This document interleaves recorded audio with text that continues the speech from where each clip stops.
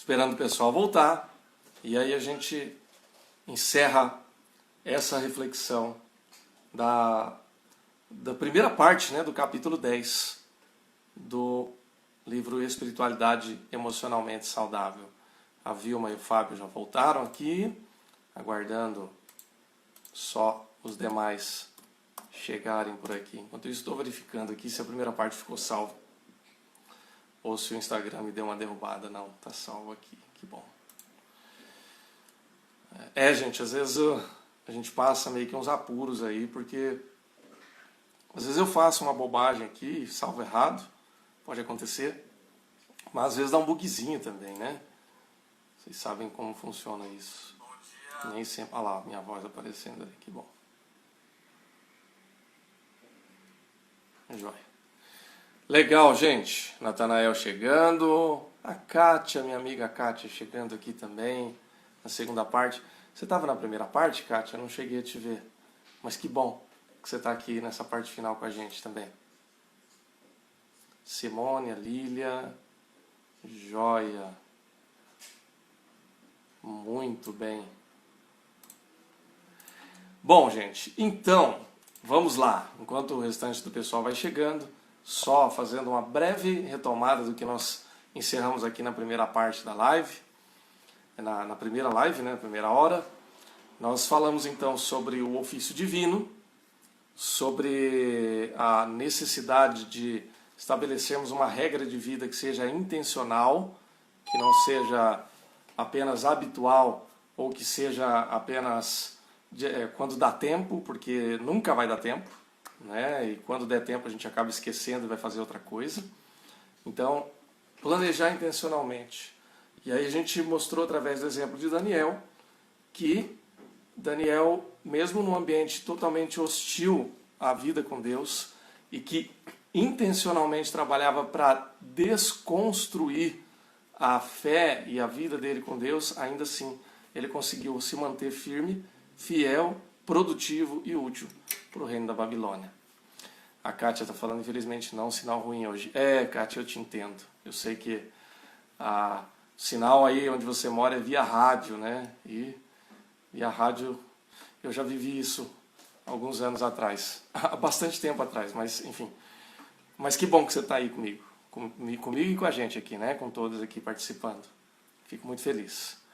Então, já vimos, né, que Daniel, ele, com todo aquele contexto adverso e hostil, ainda assim, ele conseguiu se virar. Ele conseguiu estabelecer para ele uma regra, um estilo de vida, um propósito de vida, que permitiu que ele continuasse seguindo em frente, orientando a sua vida para ser um homem de Deus e ter um relacionamento saudável de amizade com Deus. E, gente, não é à toa que Daniel foi quem foi. Veja que Daniel não foi o único a estudar e a viver aquele contexto que a Babilônia ofereceu para ele. Seja forçada ou como for, mas foi o que ele recebeu. Então, se ele conseguiu, isso fez diferença para ele? Fez.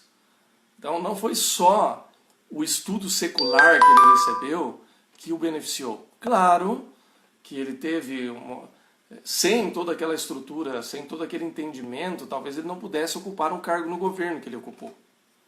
Mas veja, que outros também estudaram, que outros também sabiam, que outros também tiveram acesso às coisas que ele teve. Mas nem todos foram Daniel. Porque Daniel manteve a sua firmeza, seu caráter, seu propósito e o seu relacionamento com Deus. E esse foi o seu diferencial. Ok? Bom, nós falamos bastante sobre o conceito, a proposta de uma regra de vida, né? Como é que começa essa ideia de uma regra de vida? Qual é o histórico dessa proposta de regra de vida? Bom, sempre houve homens e mulheres ao longo da história humana, tá? E da história de Israel também, antes de Cristo, né? O período do Antigo Testamento, em que homens e mulheres foram separados por Deus para uma experiência mais profunda com Ele. Então, se você for ver o ministério profético no Antigo Testamento, você vai ver Homens ali usados por Deus com uma relação diferente com Deus. Essas pessoas, elas tinham a sua regra de vida. Elas tinham suas práticas, os seus hábitos.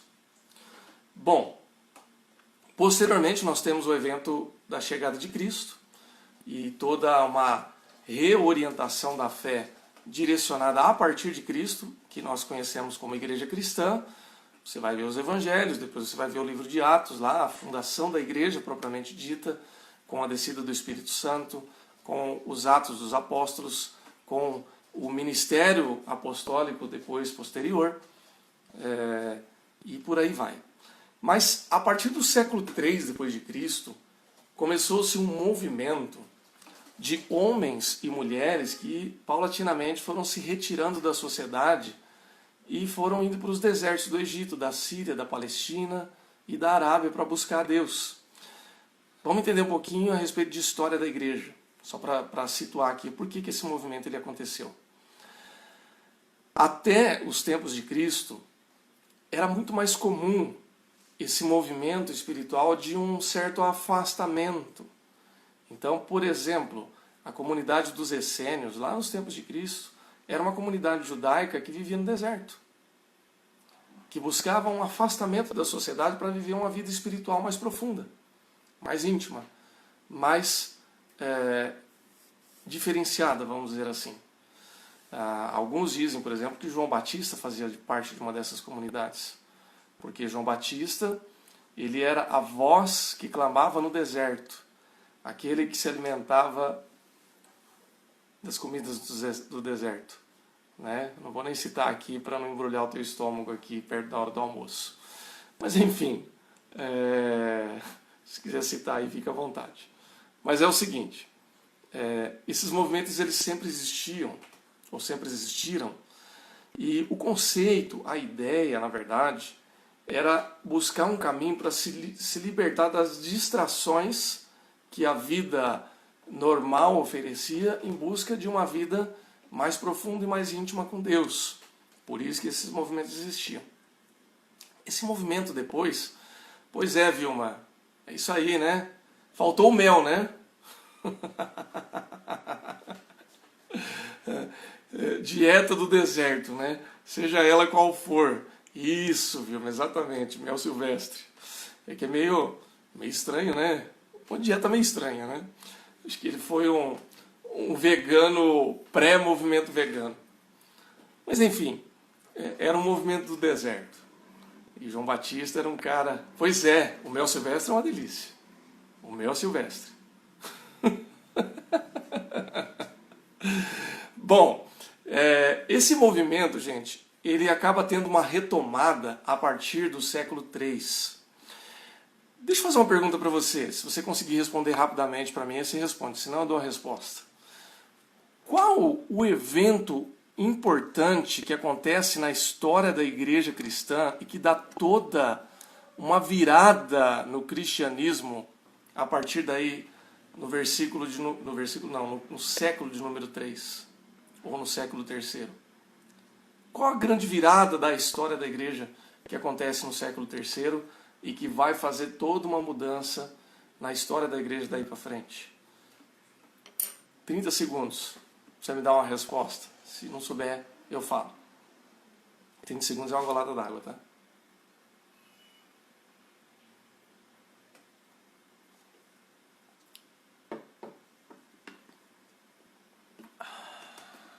Enquanto isso eu respondo o Diego aqui. Os eremitas são desse grupo? Não, Diego. Os eremitas, eles são elementos ou pessoas que escolhem viver uma vida afastada, que pode ser no deserto, pode ser nas montanhas, pode ser numa ilha, pode ser num determinado lugar afastado da sociedade tradicional. Mas isso não significa necessariamente que essas pessoas buscam uma vida espiritualizada. Tem muito eremita que ele busca só se afastar da sociedade porque ele não se encaixa na sociedade. A sociedade faz mal para ele. Lidar com pessoas queima muita energia dessas pessoas. E aí elas escolhem buscar uma vida afastada. E tem outros eremitas também que têm outras questões emocionais que haveria um tempo aí para a gente falar, mas não. né? Seria mais um movimento monástico aqui, como a Vilma disse, intencional no sentido de uma espiritualidade, tá bom? Bom, gente, ninguém se arriscou a responder. A Vilma falou monástico. Não, isso é o início do movimento monástico, nesse sentido você está certa, Vilma. Mas tem um evento na história da igreja que provoca, ou que empurra de uma maneira definitiva esse movimento monástico. E o evento, vou perguntar para minha esposa que está aqui do meu lado, quem está passando aqui. Thaís, você lembra qual o evento significante que acontece no século III na história da igreja e que muda toda a realidade? A união do Estado com o cristianismo? Isso. Ela falou que vocês ouviram, gente? Vem aqui, Thaís. Fala alto aqui para o pessoal ouvir. Bom dia, gente. Eu falei que foi a união do Estado. O Estado, então, decreta que o cristianismo passa a ser a religião oficial. Quem que decreta? Constantino? Constantino. Viu, gente? Thaís também é cultura. É para isso que ela está estudando teologia, gente. Vai se formar esse ano. Graças a Deus. Tá aí terminando a faculdade dela já. Não, Kátia. Martinho Lutero ele vai se revelar como um reformador lá no século XVI, tá? Já é bem... São 13 séculos depois. Nós estamos falando aqui do período terceiro, né? do século terceiro ainda. Constantino, ele é o imperador romano, já o Império Romano num tamanho gigantesco nesse período, já abrangendo desde o norte da Europa até as regiões da Ásia, do norte da África, ou seja, um império gigantesco. E um império daquele tamanho...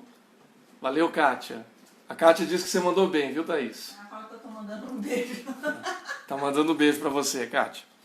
Então, Constantino, ele faz ali uma...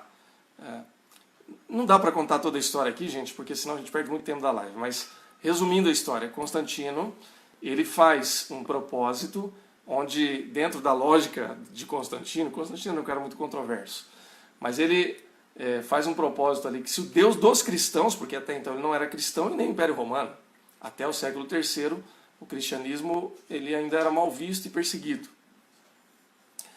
Era uma religião quase que clandestina dentro do Império Romano, dependendo da região. Mas ele faz um propósito que se o Deus dos cristãos ajudasse ele a vencer naquela batalha, ele se tornaria cristão. E isso aconteceu, a batalha foi vencida, ele supostamente se torna cristão. Eu estou colocando uma vírgula aqui porque a gente não tem como avaliar a fé individual, mas o testemunho dele depois foi um tanto quanto controverso, mas o fato é que, institucionalmente, a igreja cristã passou a fazer parte do Estado. Então, a igreja cristã de perseguida passou a ser religião oficial, com todas as vantagens que isso trouxe e com todos os problemas que isso trouxe para a igreja cristã também. Então, uma vez que isso aconteceu... faltou não, Kátia, é que a gente não lembra de tudo mesmo. A Kátia está falando que faltou as aulas de história. Faltou não. É que a gente acaba esquecendo de alguns detalhes e a gente só lembra aquilo que a gente repete, aquilo que a gente vai vendo. Então é natural, né? Ninguém sabe tudo mesmo. Não é? O fato é que, com essa mudança na história da igreja, isso trouxe uma vantagem, mas trouxe uma certa confusão. Uma vez que a igreja ela se torna oficial do Estado, o Estado também começa a controlar a igreja. E a igreja começa de uma maneira também, primeiro subjetiva e depois objetiva, a controlar o Estado.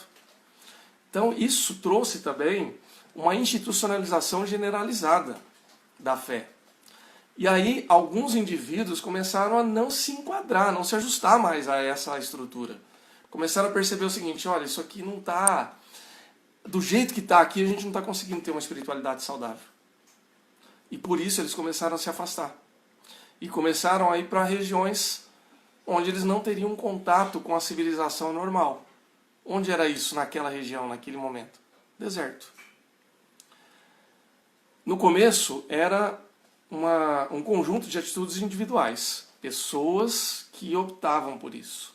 Mas a partir do momento que essas pessoas começaram a ter um desenvolvimento da sua fé, isso começou a inspirar outras pessoas a seguir o mesmo rumo, e começaram a se constituir ou criar-se sociedades monásticas, comunidades monásticas. Um chega, depois outro chega, depois outro chega, eles vão se reunindo, vai fazendo um grupinho ali, vai virando um grupo, depois uma comunidade, depois uma sociedade, que começou então a inspirar outras pessoas e eles começaram a criar para si regras espirituais de vida. Então, aquele sistema que o Diego, eu não vou lembrar o termo que você usou agora lá na live anterior, né, sobre aquela ideia de você testar, ajustar, ver o que funciona. Agilismo, né? Acho que foi esse o termo que você usou para desenvolvimento de software. Que é também o que a gente deve fazer para a nossa realidade, como regra de vida. Você testar, ajustar, pegar aquilo que você acha que funciona, ver se dá certo, aquilo que é o teu ponto forte você pode manter daquela forma, aquilo que você tem dificuldade você faz um ajuste, até que as coisas venham ao bom termo. Então, eles inspiraram a sociedade e a fé cristã depois ao longo dos séculos, a partir dessas iniciativas que eles tiveram nas sociedades monásticas. Então, por exemplo, você vai ver o trabalho de Pacômio, lá entre 200, ele nasceu em 290 depois de Cristo, morreu em 345, ou seja, morreu com 55 anos. O trabalho de João Cassiano. Você vai ver depois o trabalho de Bento de Núrcia, que nasceu em 480 depois de Cristo, morreu em 547. Bento de Núrcia também é conhecido como São Bento. Ok? É isso aí, né, Diego? Agilismo. Joia, obrigado. Então, São Bento, ele instituiu uma regra de vida tão legal, tão bem estruturada, de uma maneira tão abrangente e simples ao mesmo tempo, que praticamente moldou o monasticismo ocidental por 1500 anos. Ocidental por quê? Porque vocês sabem que a igreja cristã, ela sofreu um grande cisma a partir do século XI, né? Século XI, que a igreja se dividiu em oriental e ocidental. Ou seja,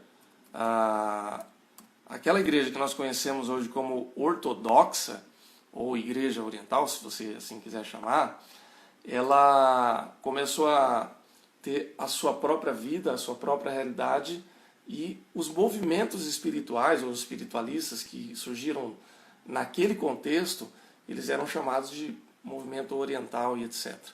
Que é muito místico também, que é muito interessante da gente conhecer, e há elementos que a gente pode aprender com eles também, mas que tem uma outra face, uma outra forma de se desenvolver e de existir.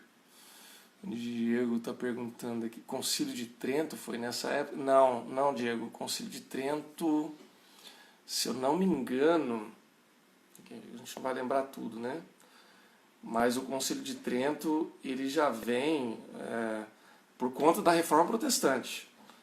Eu acho que é no século XVI, se eu não me engano. Aí pode ser que a minha memória me traia, mas ele já foi convocado já por conta dos movimentos protestantes. Então já é uma outra realidade. A não ser que você esteja se referindo a Lutero, né? Que a Kátia comentou aqui. Aí sim. Ok? Bom, mas o fato é que o movimento monárquico, o movimento monástico, ele se dá já dentro desse contexto, né, de uma busca por espiritualidade. E aí então São Bento, ele inspira todo esse movimento, porque ele cria de uma maneira... Vocês lembram que algumas semanas atrás, você vai encontrar nos vídeos anteriores, a gente falando da regra de São Bento? A regra de São Bento é aquela proposta, e eu até comentei, brinquei, eu falei assim, eu não criei, eu não inventei isso aqui não, tá? Isso aqui é a regra de São Bento. O que é a regra de São Bento? É um conjunto de atitudes intencionais, diárias, que envolvem contemplação, oração, leitura da Bíblia, o descanso, como parte de uma experiência diária com Deus, onde você constrói o seu relacionamento com Ele. E funciona muito bem. Tanto funciona muito bem que se tornou inspiração para 1500 anos de monasticismo. Ok? Pelo menos no mundo ocidental. ou na fé cristã ocidental. Tá bom, gente? Aí a Lília falando, o Concílio de Trento foi em 1564. É isso aí. Então já foi pós-reforma protestante. Já foi para discutir questões relacionadas ao protestantismo. Legal? Obrigado, Lília, pela contribuição e pela informação. Ok? Então, qual que é o grande objetivo da regra? O objetivo da nossa regra, eu já falei lá no início, que a meta de uma regra de vida é ter um relacionamento pessoal com Deus, em Cristo Jesus. Diário. É você ter Deus como centro da sua vida, seu melhor amigo. Qual que é o objetivo da regra, então? É regular a nossa vida de tal maneira que nós vivamos verdadeiramente e tenhamos preferência pelo amor de Cristo acima de tudo. Se a gente conseguir fazer isso, então nós temos uma regra de vida. Ok, gente? Basicamente é isso. Como é que nós vamos começar uma regra de vida, então? Eu vou só dar uma pincelada aqui nessa estrutura, nessa treliça, nessa regra, e aí nós vamos depois esmiuçar essa proposta no final de semana que vem, quando a gente vai encerrar o capítulo 10 e encerrar também essa série, que foi tão legal e tão produtiva aí durante todos esses meses. Então, como é que a gente pode começar? Bom, a primeira coisa, e aí pode parecer um contrassenso, mas eu explico, é que não é legal você ter uma regra da regra. Ou seja, você vai ter a sua regra, mas você não pode ter uma regra de como fazer a regra. Ou seja, tô falando idiomês aqui, né? Vamos lá. Você pega um princípio ou um conjunto de práticas, mas não deixe que essas práticas sejam a sua norma absoluta de vida. Vá ajustando, vai fazendo o agilismo ali que o Diego citou, vai testando, porque senão você vai criar uma regra para regra. Ou seja, a regra está assim e ela só funciona se for desse jeito. Não. Começa. Vai estabelecendo o seu próprio caminho. Vai estabelecendo aquilo que faz sentido para você. Vai estabelecendo aquilo que faz parte do teu contexto, da tua realidade. Como é que eu posso propor, por exemplo, regra de vida para alguém? Tem que ser de manhã, tarde, à noite, se a pessoa trabalha à noite. De dia ela precisa dormir. Como é que faz? Ou se ela trabalha até um determinado horário e precisa acordar mais tarde. Ou se ela entra muito cedo. Cada um tem que estabelecer a sua realidade. Ou se eu estou numa casa que eu não tenho o horário que eu tenho sossego, que eu tenho mais tranquilidade, é o horário X. Percebe? Ou se eu não tenho ainda o hábito de ler tanto. Cada um tem sua história, constrói uma primeira treliça, constrói uma primeira regra. Deixa que a videira, ou seja, o seu relacionamento com Deus comece a se desenvolver. E a partir desse desenvolvimento você vai ajustando. Olha, eu preciso de mais treliça desse lado aqui para desenvolver. Coloca mais aqui. Olha, eu preciso dar uma manutenção aqui. Então dá uma manutenção. E a partir daí você vai desenvolvendo o seu próprio caminho. A sugestão do autor, que ele coloca aqui, é desenvolver 4 áreas. Oração. E dentro da oração aqui algumas partes que a gente vai esmiuçar na semana que vem. Oração, primeira parte. Descanso. Nós falamos bastante sobre a importância do descanso intencional. Né? Não é aquele cochilinho que você tira, não. Descanso intencional, tirar um tempo, um dia de qualidade para isso. Trabalho e atividades. Trabalho é uma disciplina da vida, viu, gente? Importante, necessário e feito por Deus. E os relacionamentos. Sem relacionamento saudável, a gente não vai para frente. Relacionamento com Deus, primeiramente, mas com o nosso próximo. Primeiro a família, depois os amigos e outras pessoas. Ok, gente? Então, essa estrutura das regras é aquilo que nós vamos falar na semana que vem. E aí, então, a gente vai poder caminhar um pouco mais nesse sentido. Chegou aqui a Juliana.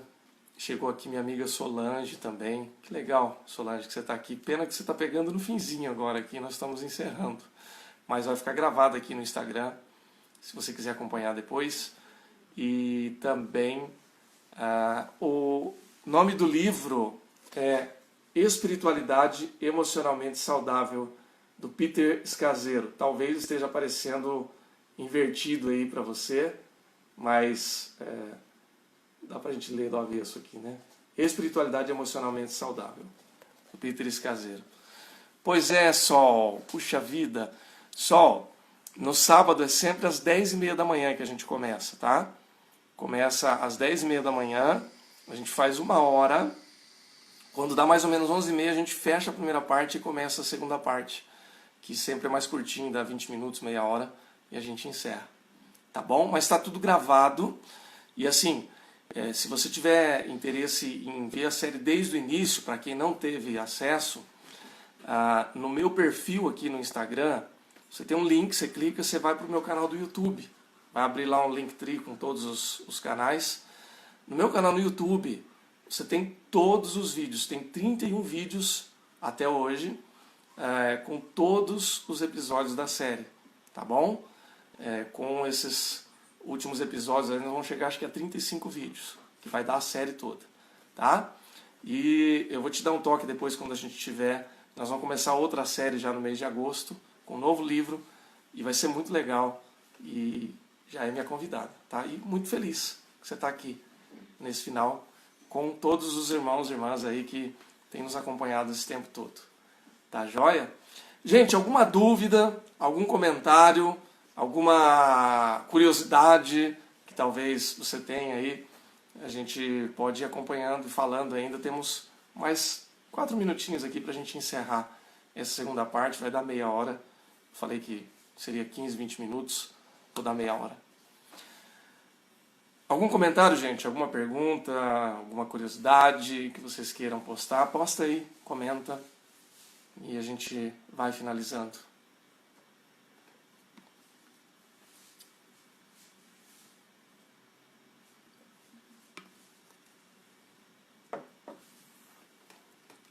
A Lília. Pastor, será que alguém poderia editar os vídeos para melhor visualização? Lília, você já entrou no canal do YouTube para ver? Lá já está editado. Lá está redondinho. Está editado com áudio sincronizado. Acho que tem um vídeo só que está com áudio um pouquinho sem sincronia, mas não atrapalha também na visualização. Tem mosaico, tem tudo certinho. Está na ordem certa, então você pega lá capítulo, você pega lá vídeo 1, vídeo 2, vídeo 3, vídeo 4 até o 31. Você chegou a ver lá no YouTube? Está redondinho lá. Você pode pegar desde o primeiro, editado, prontinho. Não preciso nem vender, Lília, de graça. Não precisa comprar não, está disponível de graça lá. Tá bom? A Lília está dizendo aqui, em material para venda eu compraria correndo.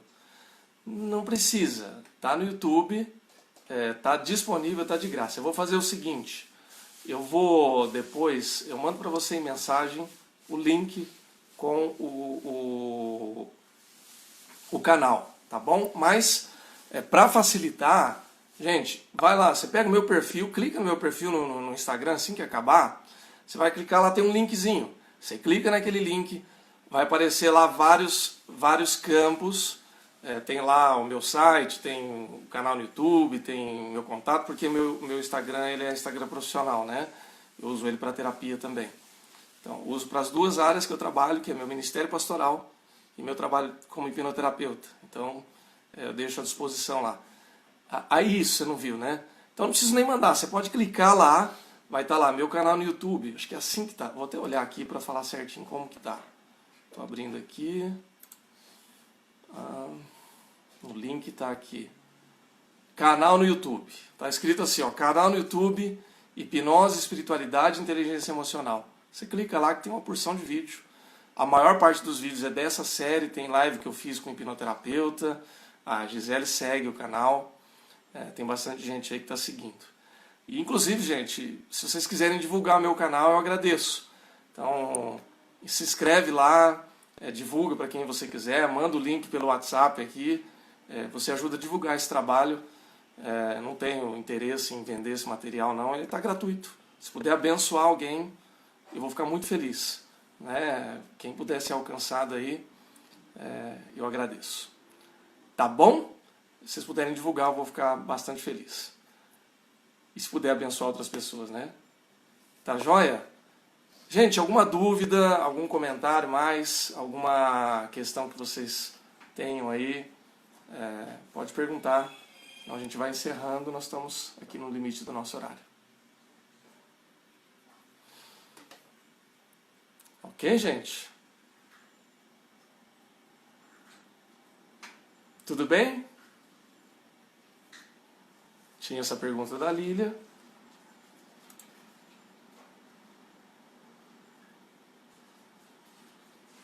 Ok.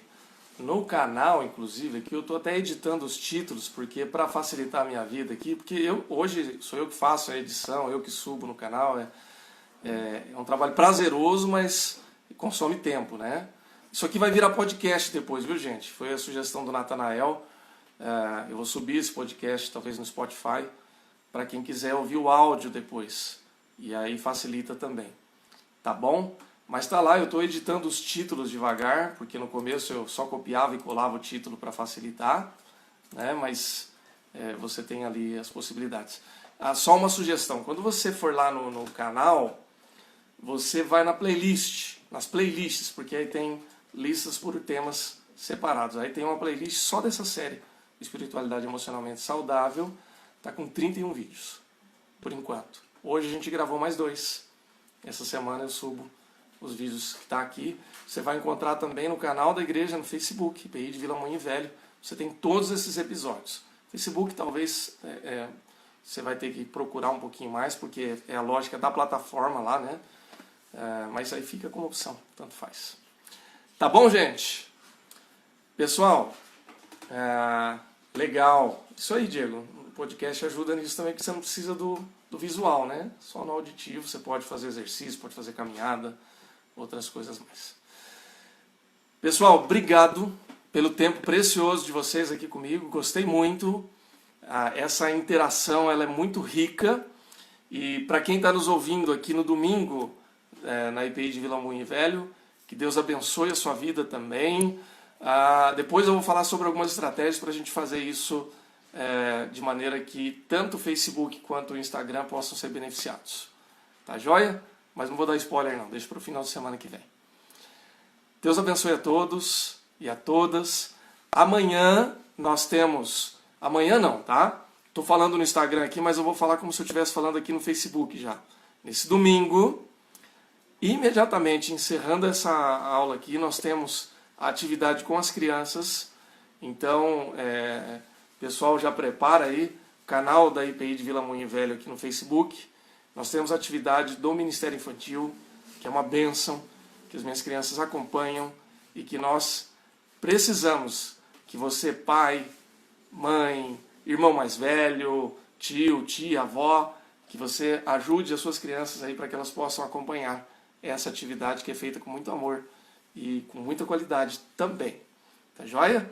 E às 18h30 nós temos o nosso culto dominical, que vai ser uma bênção também, e eu espero você lá. Eu e a Thaís estamos responsáveis pelo louvor esse domingo de culto dominical. Provavelmente, eu e ela estaremos dirigindo o culto lá de Presidente Prudente, porque depois do almoço agora nós estamos partindo para lá. Eu tenho alguns clientes para atender em Prudente essa semana, então eu já estou indo hoje para eu estar a plenos pulmões amanhã dirigindo o culto. Como a gente tem essa possibilidade de ainda estar fazendo online, um spoilerzinho aqui, tá? Essa semana nós vamos ter reunião do conselho, a gente vai começar já a colocar em prática algumas estratégias para a gente ir retomando o culto presencial. Não vai ser rápido, não vai ser domingo que vem ainda, mas vai acontecer em nome de Jesus. Enquanto isso não acontece, a gente vai continuamente aí trabalhando dessa maneira. Obrigado, gente. O Fábio está falando boa viagem. Obrigado, Fábio. São quase 8 horas de estrada, né? Daqui de São Paulo para lá. Mas a gente vai lá e vai dar tudo certo, em nome de Jesus. E eu encontro os irmãos amanhã, se assim Deus permitir. Um abraço, que Deus abençoe a todos. Amanhã, para quem está no Instagram, né? Para quem está na IPI de Vila Moinho Velho, é daqui a pouco, à noite. Um abração, gente. Deus abençoe.